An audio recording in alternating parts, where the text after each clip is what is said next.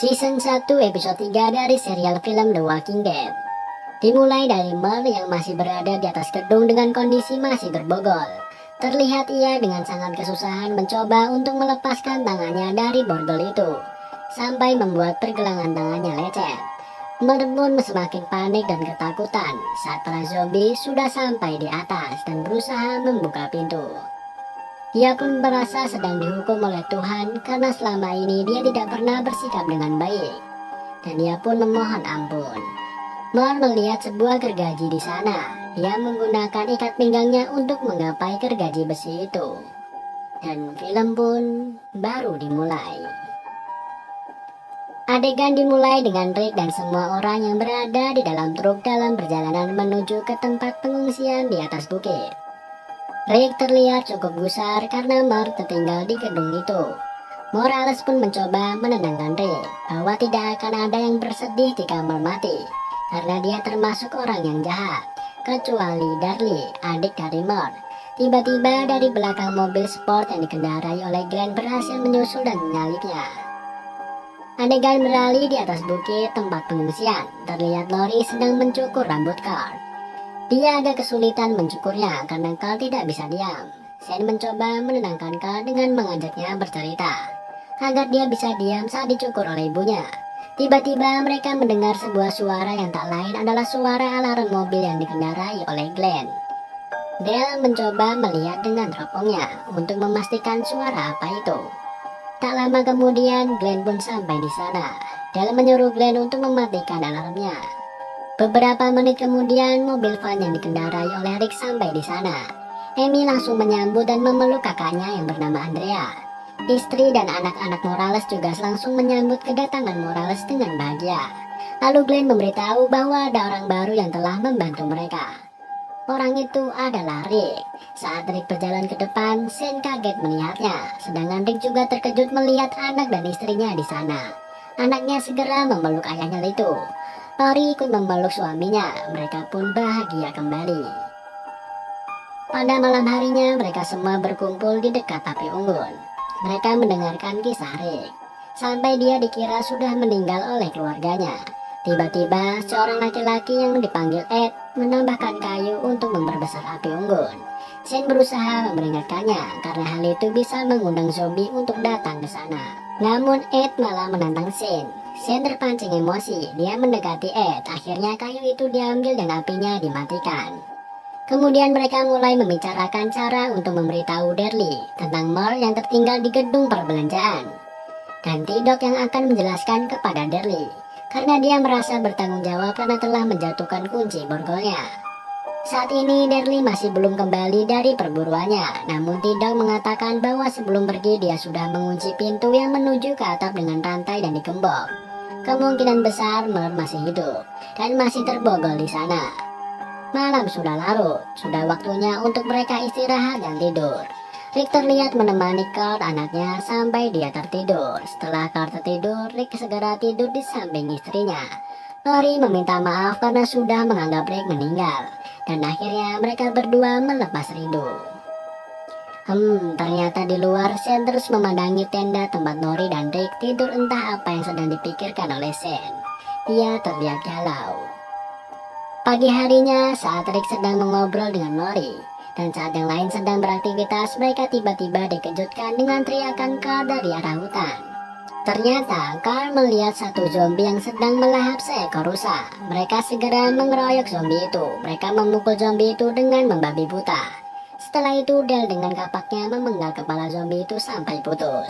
Mereka pun berpikir bahwa para zombie sudah kehabisan makanan di kota, sehingga mereka mulai mencari makanan di perbukitan itu.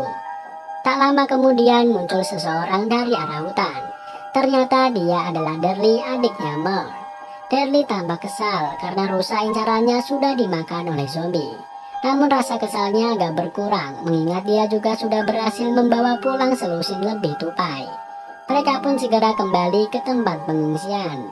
Sampainya di sana, Darlie memanggil-manggil kakaknya Merle. Dia berpikir kakaknya pasti pulang bersama dengan yang lain. Lalu Shane mencoba menjelaskan secara baik-baik kepada Darlie. Rick juga ikut membantu menjelaskannya. Dia menceritakan semua yang telah terjadi dengan jujur. Mendengar hal itu, Darly tidak terima. Dengan penuh emosi, dia malah menghajar Rick. Namun Darly berhasil dilumpuhkan oleh Rick dan Shane. Rick berusaha menenangkan Darly dan memintanya untuk berbicara baik-baik mengenai Merle kakaknya. Darly sudah mulai tenang. Tidok berkata bahwa ini adalah salahnya, bukan salah Rick, karena dia yang sudah menjatuhkan kunci borgolnya. Namun Tidok juga mengatakan pada Darly bahwa sebelum pergi dia sempat mengunci pintu yang menuju ke atap gedung itu dengan rantai. Lalu Rick pun berniat membantu Darly untuk menolong Merle. Dia yang akan ikut mengantar Darly menuju tempat Merle berada. Rick mengajak Glenn untuk ikut serta, dan ternyata Tidok dengan sukarela juga menawarkan dirinya untuk ikut bersama Rick. Shane tidak setuju akan keputusan Rick. Ia memberitahu Rick bahwa Merle adalah seorang yang tidak pantas untuk ditolong. Rick berkata pada Shane bahwa ia tidak hanya akan menolong Merle, namun ia juga akan mengambil tas berisi senjata yang ia jatuhkan saat dikepung zombie di Atlanta. Lori juga tidak setuju dengan keputusan Rick. Dia melarang Rick untuk pergi kembali ke kota. Anaknya pun berusaha menahannya, namun Rick berusaha meyakinkan mereka berdua. Ia juga berkata bahwa ia harus menyelamatkan orang-orang yang pernah menolongnya, yaitu seorang pria dan anaknya. Tanpa bantuan mereka, mungkin saat ini Rick sudah mati dan tidak akan bertemu dengan Lori dan Carl di sini. Sebelum pergi, Rick meminta Dale untuk meminjamkan alat pemotong besi yang ia punya untuk memotong borgol Merle. Awalnya Dale menolak karena perkakas yang pernah ia pinjamkan kepada Tidok juga ditinggalkan oleh Tidok di atas gedung. Rick meyakinkan Dale untuk meminjamkannya, dan akhirnya ia pun berhasil. Mereka berempat pun menggunakan mobil van menuju ke kota Atlanta. Akhirnya mereka sampai di pinggir kota. Glenn menyuruh mereka berjalan kaki dari sana, dan truk itu akan ditinggal di sana agar bisa mengendap-endap dari para zombie. Adegan beralih di tempat pengungsian. Lori sedang mencari Carl anaknya, yang menanyakan kepada Dale yang setiap hari selalu mengawasi keadaan sekitar. Dale menjawab bahwa Carl diajak oleh Shane ke pertambangan, dan ternyata benar. Anaknya sedang bersama Shane di sana. Shane mengajaknya bermain menangkap katak. Di sana juga ada para wanita yang sedang mencuci pakaian. Di sana ada Ed yang sedang mengawasi istrinya.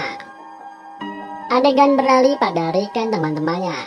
Karena Glenn yang mengetahui daerah situ, dia memutuskan untuk pergi ke tempat Merle terlebih dahulu.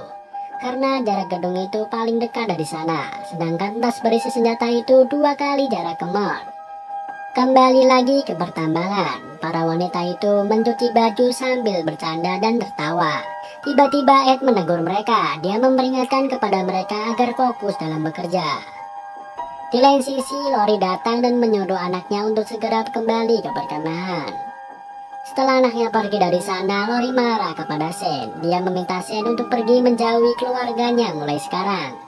Dia sangat marah kepada Shane karena Shane telah membohonginya dengan mengatakan bahwa Rick telah meninggal. Namun kenyataannya Rick masih hidup. Adegan beralih ke tempat Rick dan kawan-kawan. Mereka berempat sudah berhasil masuk ke gedung perbelanjaan itu. Di lain sisi terlihat perdebatan antara wanita-wanita itu dengan Ed, karena salah satu dari mereka tidak terima saat Ed menegurnya. Terjadilah percekcokan. Sampai-sampai Ed mulai bermain tangan di sana. Shane yang melihat hal itu segera menghampirinya, dan Shane dengan penuh emosi segera menghajar Ed sampai wajahnya babak belur. Shane terbawa emosi. Dia meluapkan kekesalannya kepada Lori dan menghajar Ed.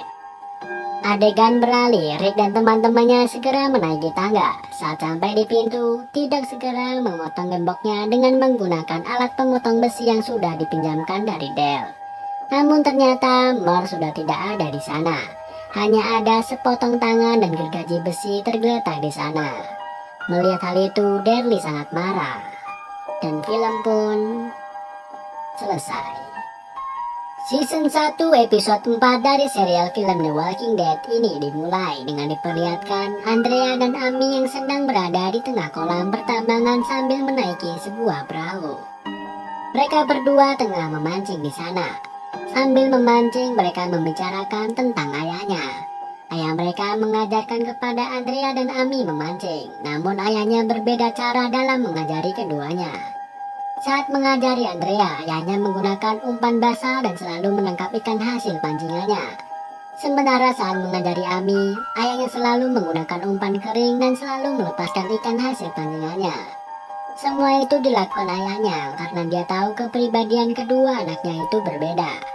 Namun sekarang ayah dan ibunya sudah tiada karena wabah zombie. Di tempat biasa, Dale sedang mengawasi keadaan sekitar. Dia melihat Jim yang sedang menggali tanah dan terus melakukannya tanpa henti. Dan film pun baru dimulai. Adegan dimulai di tempat Rick dan kawan-kawan. Darlie marah dan tidak terima melihat potongan tangan kakaknya di sana. Dia langsung menodongkan senjatanya kepada T-Dog, namun Rick juga langsung menodongkan pistolnya kepada Darlie. Dia mengancam agar Darlie tidak melakukan hal yang bodoh. Darlie pun akhirnya tenang kembali. Kemudian Darlie meminjam kain kecil penutup kepala milik T-Dog, lalu membungkus potongan tangan Mel. Saat Darlie memeriksa potongan tangan kakaknya itu, menurutnya kemungkinan gergaji itu sudah tumpul, hingga Mel memutuskan untuk memotong tangannya, bukan memotong borgolnya. Kemudian bungkusan itu dimasukkan ke dalam tasnya Glenn. Darlie melihat jejak darah di lantai, namun tidak banyak. Darlie menyimpulkan jika Mel menggunakan ikat pinggang untuk mengikat dan menahan pendarahan di tangannya. Mereka pun kemudian mengikuti jejak darah itu. Adegan beralih di pengungsian. Dale menemui Jim yang masih menggali. Dia bertanya kepada Jim, bahkan Dale menawarkan air minum kepadanya. Namun Jim tidak memperdulikannya. Dia terus menggali tanah itu. Kembali lagi kepada Rick dan teman-temannya. Tiba-tiba mereka bertemu dengan zombie dan lagi-lagi Darlie melumpuhkannya menggunakan busur. Tak jauh dari situ mereka menemukan dua zombie yang sudah tewas. Mereka yakin bahwa zombie itu dilumpuhkan oleh Mel. Ada sebuah kunci Inggris di sana. Darlie pun mengatakan bahwa Mel kakaknya adalah orang yang terkuat yang ia kenal. Di pengungsian, Andrea dan Amy kembali dari memancing. Mereka membawa ikan hasil tangkapannya. Semua senang melihatnya. Dale datang dan bergabung dengan mereka. Dia mengatakan bahwa ada yang tidak beres dengan Jim. Kembali lagi kepada Rick dan teman-temannya. Darlie terus memanggil Mel. Rick memperingatkannya karena itu bisa memancing perhatian zombie. Sampailah mereka di sebuah ruangan, di mana di sana ada sebuah kompor gas yang masih menyala. Ada sebuah ikat pinggang dan bekas kulit yang terbakar. Ternyata Mel membakar bekas potongan tangannya untuk menghentikan darah keluar dari sana. Dan di sana mereka juga menemukan sebuah kaca jendela yang pecah. Darlie memutuskan untuk mencari Mel sendirian. Rick berkata kepada Darlie bahwa dia akan membantu Darlie untuk mencari kakaknya, karena dia pernah merasakan apa yang dirasakan Darlie, yaitu kehilangan keluarganya. Namun sebelumnya mereka harus mengambil tas Rick yang berisikan senjata terlebih dahulu. Kembali lagi ke pengungsian, mereka semua kemudian menemui Jim yang masih sibuk menggali lubang. Shane, Dale, dan Lori mencoba bertanya kepada Jim secara baik-baik. Namun Jim tidak akan menghentikan penggaliannya, karena menurutnya tindakannya itu tidak menyakiti siapapun. Sebenarnya mereka peduli dengan Jim, namun Jim tidak mau memberitahukan masalahnya. Hingga Jim merasa kesal dan melayangkan skopnya. Hampir saja skop itu mengenai Shane, namun Shane berhasil menghindar. Dia juga berhasil meringkus Jim dan memborgolnya. Adegan beralih kepada Rick dan teman-temannya. Mereka sedang menyusun rencana untuk mengambil tas berisi senjata milik Rick. Glenn memberikan usulan, dia akan mengambil tas itu sendirian. Karena jika mereka beramai-ramai ke sana, maka akan sulit dan mengundang perhatian para zombie. Namun jika sendirian, dia bisa bergerak dengan cepat. Darlie mendapatkan tugas berjaga di gang pertama karena ia punya senjata yang tidak menimbulkan suara, dan menunggu di gang tempat Rick bertemu dengan Glenn pertama kali. Jadi jika Glenn tidak bisa kembali ke gang tempat Darlie menunggu karena ada sesuatu, Glenn bisa berlari ke arah Rick dan T-Dog. Dan setelah itu mereka akan kembali berkumpul di sini. Akhirnya mereka pun mulai bergerak untuk melaksanakan tugasnya masing-masing.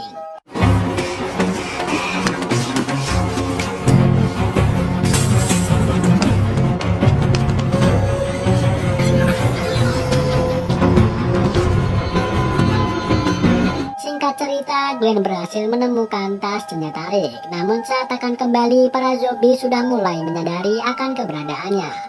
Saat Derly sedang bersiaga, tiba-tiba ada yang datang dan hampir saja dia lepaskan anak panahnya. Jika saja orang itu tidak langsung berbicara, orang itu malah berteriak sehingga Derly mencoba melumpuhkannya. Teriakan itu terdengar tempat hingga Rick dan Tidok. Mereka segera menuju ke tempat Derly. Tiba-tiba dua orang datang dan langsung memukuli Derly. Ternyata teriakan tadi adalah kode untuk teman-temannya. Glenn yang sudah sampai di sana pun kaget. Dua orang tadi akan mengambil tas berisi senjata yang dibawa Glenn. Namun saat dia hendak mengambilnya, Derly memanahnya. Di saat yang bersamaan datanglah sebuah mobil dan akhirnya kedua orang itu pergi dengan membawa Glenn bersamanya. Rick dan Tidok baru saja sampai. Mereka melihat Derly sedang menghajar bocah tadi. Derly memberitahu bahwa teman-teman bocah itu telah membawa Glenn. Rick menyuruh Tidok membawa bocah itu ke laboratorium lebih dulu. Rick mengambil tas senjata itu dan kemudian pergi menyusul Tidok bersama Derly. Di pengungsian, terlihat Jim diikat di sebuah pohon. Dia sudah agak tenang. Shane memberinya minum. Alasan Jim melakukan penggalian itu adalah karena dia bermimpi tadi malam. Namun dia tidak ingat jelas tentang apa mimpinya itu. Yang dia ingat di mimpinya itu ada Rick ayah Carl yang sampai saat ini belum pulang. Jim berkata bahwa Rick adalah seorang polisi yang akan menolong semua orang. Kemungkinan di luar sana Rick sedang bertemu dengan orang lain yang sedang membutuhkannya bantuan.